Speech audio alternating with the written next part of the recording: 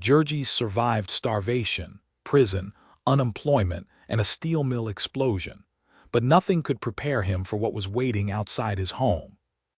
Chapter 21. That was the way they did it. There was not half an hour's warning, the works were closed. It had happened that way before, said the men, and it would happen that way forever. They had made all the harvesting machines that the world needed, and now they had to wait till some wore out. It was nobody's fault. That was the way of it, and thousands of men and women were turned out in the dead of winter to live upon their savings if they had any, and otherwise to die. So many tens of thousands already in the city, homeless and begging for work, and now several thousand more added to them. Jurgis walked home with his pittance of pay in his pocket, heartbroken, overwhelmed. One more bandage had been torn from his eyes, one more pitfall was revealed to him. Of what help was kindness and decency on the part of employers, when they could not keep a job for him, when there were more harvesting machines made than the world was able to buy? What a hellish mockery it was, anyway, that a man should slave to make harvesting machines for the country, only to be turned out to starve for doing his duty too well. It took him 2 days to get over this heart-sickening disappointment. He did not drink anything, because Elsbeta got his money for safekeeping, and knew him too well to be in the least frightened by his angry demands. He stayed up in the garret, however, and sulked. What was the use of a man's hunting a job when it was taken from him before he had time to learn the work? But then their money was going again, and little Antanas was hungry and crying with the bitter cold of the garret. Also Madame Haupt, the midwife, was after him for some money. So he went out once more. For another 10 days he roamed the streets and alleys of the huge city, sick and hungry, begging for any work. He tried in stores and offices, in restaurants and hotels, along the docks and in the railroad yards, in warehouses and mills and factories, where they made products that went to every corner of the world. There were often 1 or 2 chances, but there were always 100 men for every chance, and his turn would not come. At night he crept into sheds and cellars and doorways, until there came a spell of belated winter weather, with a raging gale, and the thermometer 5 degrees below zero at sundown and falling all night. Then Jurgis fought like a wild beast to get into the big Harrison Street police station, and slept down in a corridor, crowded with 2 other men upon a single step. He had to fight often in these days to fight for a place near the factory gates, and now and again with gangs on the street. He found, for instance, that the business of carrying satchels for railroad passengers was a preempted one. Whenever he essayed it, 8 or 10 men and boys would fall upon him and force him to run for his life. They always had the policemen squared, and so there was no use in expecting protection. That Jurgis did not starve to death was due solely to the pittance the children brought him. And even this was never certain. For one thing, the cold was almost more than the children could bear, and then they, too, were in perpetual peril from rivals who plundered and beat them. The law was against them. 2 little Vilimas, who was really 11 but did not look to be 8, was stopped on the streets by a severe old lady in spectacles, who told him that he was too young to be working, and that if he did not stop selling papers she would send a truant officer after him. Also one night, a strange man caught little Katrina by the arm and tried to persuade her into a dark cellarway, an experience which filled her with such terror that she was hardly to be kept at work. At last, on a Sunday, as there was no use looking for work, Jurgis went home by stealing rides on the cars. He found that they had been waiting for him for 3 days. There was a chance of a job for him. It was quite a story. Little Juozapas, who was near crazy with hunger these days, had gone out on the street to beg for himself. Juozapas had only 1 leg, having been run over by a wagon when a little child, but he had got himself a broomstick, which he put under his arm for a crutch. He had fallen in with some other children, and found the way to Mike Scully's dump, which lay 3 or 4 blocks away. To this place there came every day many hundreds of wagon loads of garbage and trash from the lakefront, where the rich people lived, and in the heaps the children raked for food. There were hunks of bread and potato peelings and apple cores and meat bones, all of it half frozen and quite unspoiled. Little Juozapas gorged himself, and came home with a newspaper full, which he was feeding to Antanas when his mother came in. Elzbieta was horrified, for she did not believe that the food out of the dumps was fit to eat. The next day, however, when no harm came of it and Juozapas began to cry with hunger, she gave in and said that he might go again. And that afternoon he came home with a story of how, while he had been digging away with a stick, a lady upon the street had called him. A real fine lady, the little boy explained, a beautiful lady, and she wanted to know all about him, and whether he got the garbage for chickens, and why he walked with a broomstick, and why Ona had died, and how Jurgis had come to go to jail, and what was the matter with Marija, and everything. In the end she had asked where he lived, and said that she was coming to see him, and bring him a new crutch to walk with. She had on a hat with a bird upon it, Juozapas added, and a long fur snake around her neck. She really came, the very next morning, and climbed the ladder to the garret, and stood and stared about her, turning pale at the sight of the blood stains on the floor where Ona had died. She was a settlement worker, she explained to Elzbieta. She lived around on Ashland Avenue. Elzbieta knew the place, over a feed store. Somebody had wanted her to go there, but she had not cared to, for she thought that it must have something to do with religion, and the priest did not like her to have anything to do with strange religions. They were rich people who came to live there to find out about the poor people, but what good they expected it would do them to know, one could not imagine. So spoke Elzbieta naively, and the young lady laughed, and was rather at a loss for an answer. She stood and gazed about her, and thought of a cynical remark that had been made to her, that she was standing upon the brink of the pit of hell and throwing in snowballs to lower the temperature. Elzbieta was glad to have somebody to listen, and she told all their woes, what had happened to Ona, and the jail, and the loss of their home and marriage as accident, and how Ona had died, and how Jurgis could get no work. As she listened, the pretty young lady's eyes filled with tears, and in the midst of it she burst into weeping and hid her face on Elzbieta's shoulder, quite regardless of the fact that the woman had on a dirty old wrapper, and that the garret was full of fleas. Poor Elzbieta was ashamed of herself for having told so woeful a tale, and the other had to beg and plead with her to get her to go on. The end of it was that the young lady sent them a basket of things to eat, and left a letter that Jurgis was to take to a gentleman who was superintendent in one of the mills of the great steel works in South Chicago. He will get Jurgis something to do, the young lady had said, and added, smiling through her tears, if he doesn't, he will never marry me. The steel works were 15 miles away, and as usual it was so contrived that one had to pay 2 fares to get there. Far and wide, the sky was flaring with the red glare that leaped from rows of towering chimneys, for it was pitch dark when Jurgis arrived. The vast works, a city in themselves, were surrounded by a stockade, and already a full 100 men were waiting at the gate where new hands were taken on.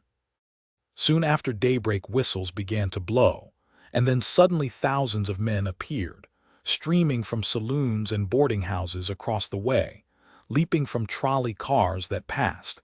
It seemed as if they rose out of the ground in the dim gray light. A river of them poured in through the gate, and then gradually ebbed away again, until there were only a few late ones running, and the watchmen pacing up and down, and the hungry strangers stamping and shivering. Jurgis presented his precious letter. The gatekeeper was surly and put him through a catechism, but he insisted that he knew nothing, and as he had taken the precaution to seal his letter, there was nothing for the gatekeeper to do but send it to the person to whom it was addressed. A messenger came back to say that Jurgis should wait, and so he came inside of the gate, perhaps not sorry enough that there were others less fortunate watching him with greedy eyes. The great mills were getting underway. One could hear a vast stirring, a rolling and rumbling and hammering. Little by little the scene grew plain. Towering, black buildings here and there, long rows of shops and sheds, little railways branching everywhere, bare gray cinders underfoot and oceans of billowing black smoke above.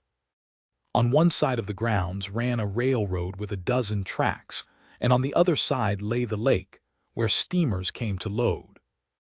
Jurgis had time enough to stare and speculate, for it was 2 hours before he was summoned. He went into the office building, where a company timekeeper interviewed him. The superintendent was busy, he said, but he would try to find Jurgis a job. He had never worked in a steel mill before, but he was ready for anything. Well, then they would go and see.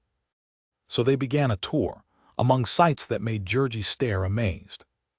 He wondered if ever he could get used to working in a place like this, where the air shook with deafening thunder, and whistles shrieked warnings on all sides of him at once, where miniature steam engines came rushing upon him, and sizzling, quivering, white-hot masses of metal sped past him, and explosions of fire and flaming sparks dazzled him and scorched his face. The men in these mills were all black with soot, and hollow-eyed and gaunt. They worked with fierce intensity, rushing here and there, and never lifting their eyes from their tasks.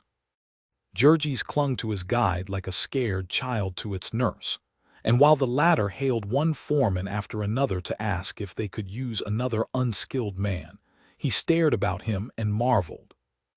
He was taken to the Bessemer furnace, where they made billets of steel, a dome-like building, the size of a big theater. Jurgis stood where the balcony of the theater would have been, and opposite by the stage, he saw 3 giant cauldrons, big enough for all the devils of hell to brew their broth in, full of something white and blinding, bubbling and splashing, roaring as if volcanoes were blowing through it. One had to shout to be heard in the place. Liquid fire would leap from these cauldrons and scatter like bombs below, and men were working there, seeming careless, so that Jurgis caught his breath with fright.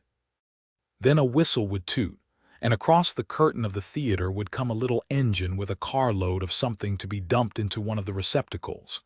And then another whistle would toot, down by the stage, and another train would back up. And suddenly, without an instant's warning, one of the giant kettles began to tilt and topple, flinging out a jet of hissing, roaring flame. Jurgis shrank back appalled, for he thought it was an accident. There fell a pillar of white flame, dazzling as the sun, swishing like a huge tree falling in the forest.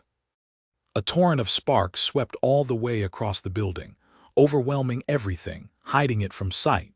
And then Jurgis looked through the fingers of his hands, and saw pouring out of the cauldron a cascade of living, leaping fire, white with a whiteness not of earth, scorching the eyeballs. Incandescent rainbows shone above it, blue, red, and golden lights played about it. But the stream itself was white, ineffable. Out of regions of wonder it streamed, the very river of life, and the soul leaped up at the sight of it, fled back upon it, swift and resistless, back into far-off lands where beauty and terror dwell. Then the great cauldron tilted back again, empty, and Jurgis saw to his relief that no one was hurt, and turned and followed his guide out into the sunlight. They went through the blast furnaces, through rolling mills where bars of steel were tossed about and chopped like bits of cheese. All around and above giant machine arms were flying, giant wheels were turning, great hammers crashing, traveling cranes creaked and groaned overhead, reaching down iron hands and seizing iron prey. It was like standing in the center of the earth, where the machinery of time was revolving. By and by they came to the place where steel rails were made, and Jurgis heard a toot behind him, and jumped out of the way of a car with a white-hot ingot upon it, the size of a man's body. There was a sudden crash and the car came to a halt, and the ingot toppled out upon a moving platform, where steel fingers and arms seized hold of it, punching it and prodding it into place, and hurrying it into the grip of huge rollers. Then it came out upon the other side, and there were more crashings and clatterings, and over it was flopped, like a pancake on a gridiron, and seized again and rushed back at you through another squeezer. So amid deafening uproar it clattered to and fro, growing thinner and flatter and longer. The ingot seemed almost a living thing. It did not want to run this mad course, but it was in the grip of fate. It was tumbled on, screeching and clanking and shivering in protest. By and by it was long and thin. A great red snake escaped from purgatory. And then, as it slid through the rollers, you would have sworn that it was alive. It writhed and squirmed, and wriggles and shudders passed out through its tail, all but flinging it off by their violence. There was no rest for it until it was cold and black, and then it needed only to be cut and straightened to be ready for a railroad. It was at the end of this rail's progress that Jurgis got his chance. They had to be moved by men with crowbars, and the boss here could use another man. So he took off his coat and set to work on the spot. It took him 2 hours to get to this place every day, and cost him $1.20 a week. As this was out of the question, he wrapped his bedding in a bundle and took it with him, and one of his fellow working men introduced him to a Polish lodging house, where he might have the privilege of sleeping upon the floor for 10 cents a night. He got his meals at free lunch counters, and every Saturday night he went home, bedding and all, and took the greater part of his money to the family. Elzbieta was sorry for this arrangement, for she feared that it would get him into the habit of living without them, and once a week was not very often for him to see his baby, but there was no other way of arranging it. There was no chance for a woman at the steelworks, and Marija was now ready for work again, and lured on from day to day by the hope of finding it at the yards. In a week Jurgis got over his sense of helplessness and bewilderment in the rail mill. He learned to find his way about, and to take all the miracles and terrors for granted, to work without hearing the rumbling and crashing. From blind fear he went to the other extreme. He became reckless and indifferent, like all the rest of the men, who took but little thought of themselves in the ardor of their work.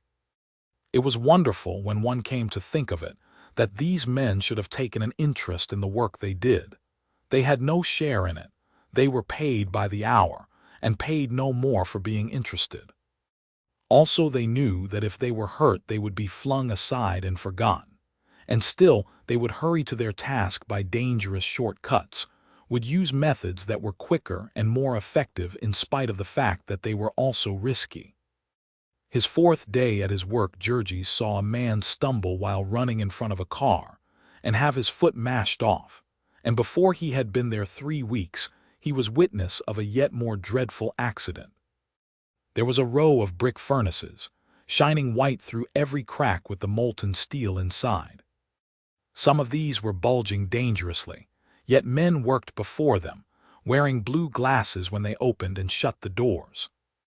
One morning as Jurgis was passing, a furnace blew out, spraying 2 men with a shower of liquid fire.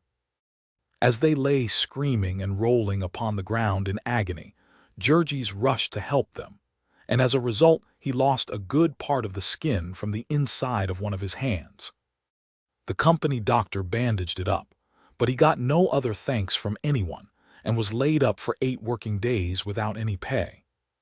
Most fortunately, at this juncture, Elzbieta got the long-awaited chance to go at 5 o'clock in the morning and help scrub the office floors of one of the packers. Jurgis came home and covered himself with blankets to keep warm, and divided his time between sleeping and playing with little antennas. Juozapas was away raking in the dump a good part of the time, and Elzbieta and Marija were hunting for more work. Antennas was now over 1.5 years old, and was a perfect talking machine. He learned so fast that every week when Jurgis came home, it seemed to him as if he had a new child. He would sit down and listen and stare at him, and give vent to delighted exclamations. Palauk. Muma tu manos certal. The little fellow was now really the one delight that Jurgis had in the world, his one hope, his one victory. Thank God, Antanas was a boy, and he was as tough as a pine knot and with the appetite of a wolf. Nothing had hurt him, and nothing could hurt him. He had come through all the suffering and deprivation unscathed, only shriller-voiced and more determined in his grip upon life. He was a terrible child to manage, was Antanas, but his father did not mind that. He would watch him and smile to himself with satisfaction. The more of a fighter he was, the better. He would need to fight before he got through. Jurgis had got the habit of buying the Sunday paper whenever he had the money. A most wonderful paper could be had for only 5 cents, a whole armful, with all the news of the world set forth in big headlines, that Jurgis could spell out slowly, with the children to help him at the long words. There was battle and murder and sudden death. It was marvelous how they ever heard about so many entertaining and thrilling happenings. The stories must be all true, for surely no man could have made such things up, and besides, there were pictures of them all, as real as life. One of these papers was as good as a circus, and nearly as good as a spree.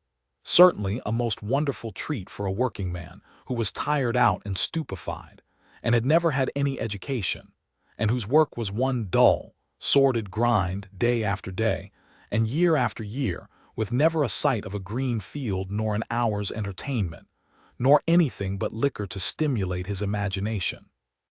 Among other things, these papers had pages full of comical pictures, and these were the main joy in life to little Antanas. He treasured them up and would drag them out and make his father tell him about them. There were all sorts of animals among them, and Antanas could tell the names of all of them, lying upon the floor for hours and pointing them out with his chubby little fingers. Whenever the story was plain enough for Jurgis to make out, Antanas would have it repeated to him, and then he would remember it, prattling funny little sentences and mixing it up with other stories in an irresistible fashion.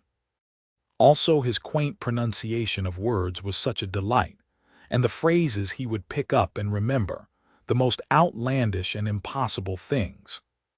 The first time that the little rascal burst out with "God damn," his father nearly rolled off the chair with glee, but in the end he was sorry for this, for Antanas was soon God damning everything and everybody.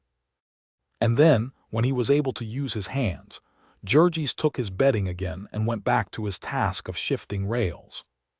It was now April, and the snow had given place to cold rains, and the unpaved street in front of Annelies's house was turned into a canal. Jurgis would have to wade through it to get home, and if it was late, he might easily get stuck to his waist in the mire. But he did not mind this much. It was a promise that summer was coming. Marija had now gotten a place as beef trimmer in one of the smaller packing plants, and he told himself that he had learned his lesson now and would meet with no more accidents, so that at last there was prospect of an end to their long agony. They could save money again, and when another winter came they would have a comfortable place, and the children would be off the streets and in school again, and they might set to work to nurse back into life their habits of decency and kindness. So once more Jurgis began to make plans and dream dreams. And then one Saturday night he jumped off the car and started home, with the sun shining low under the edge of a bank of clouds that had been pouring floods of water into the mud-soaked street. There was a rainbow in the sky and another in his breast, for he had 36 hours rest before him and a chance to see his family. Then suddenly he came in sight of the house and noticed that there was a crowd before the door. He ran up the steps and pushed his way in, and saw Annelies's kitchen crowded with excited women. It reminded him so vividly of the time when he had come home from jail and found Ona dying, that his heart almost stood still. "What's the matter?" he cried. A dead silence had fallen in the room, and he saw that everyone was staring at him. "What's the matter?" he exclaimed again. And then up in the garret, he heard sounds of wailing in Marija's voice. He started for the ladder, and Anil seized him by the arm. "No, no," she exclaimed, "don't go up there." "What is it?" he shouted. And the old woman answered him weakly, "It's Antanas. He's dead. He was drowned out in the street." Narrated with Aura Reader. Turn your books, PDFs, and stories into natural-sounding audiobooks.